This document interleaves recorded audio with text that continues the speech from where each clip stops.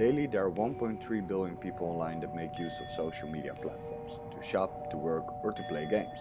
However, with search engines like Google and Yahoo, we come only across a small portion of the internet. The average user has only access to 1% of the entire World Wide Web. Hidden below the visible network is the network known as the Deep Web.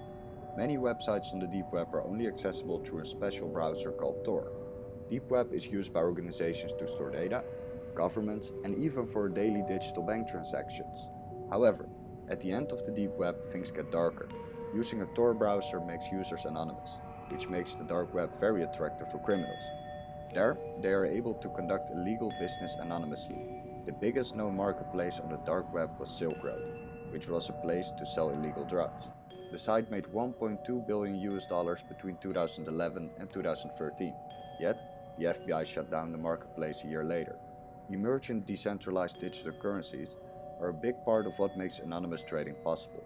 The most popular decentralized digital currency is Bitcoin. So what is Bitcoin exactly? What is Bitcoin exactly? The initial idea of Bitcoin was that people would not have to rely on banks and the marketplace would be directed by supply and demand. Bitcoins are digital coins you can send through the internet, from person to person, instead of through a bank. That's why it's called decentralized instead of centralized. Without a bank in between, there are no fees and your bank account cannot be frozen. Bitcoin users have total freedom in payment. They can send money anywhere in the world without crossing borders. Payments in Bitcoin can be made and finalized without somebody's personal information given, which protects against identity theft. This all sounds very innocent and good, but still, the Bitcoin is mainly used on the dark web.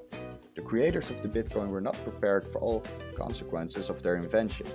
There are several examples that confirm the link between Bitcoin and the dark web. The number of drug listings on the largest dark markets have almost doubled since the launch of Bitcoin.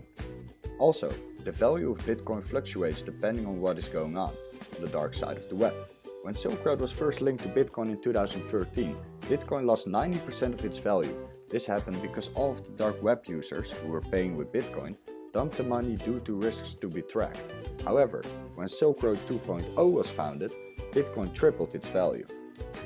Bitcoins are especially used on the dark markets because of the anonymity of the users. Through this, it has lost its initial purpose as being something that brings value, freedom, and efficiency for society. This decentralized digitization of money shows that we might not be ready for incorporating new technology in all aspects of our lives. Maybe in 5 or 10 years it would work, but for now, Bitcoin remains a currency mostly used for illegal activities. The future of Bitcoin will remain on the dark side of the web, as there are still many questions left unanswered about the digitization of money and many adjustments to be made not only in the technology but also in our mindsets.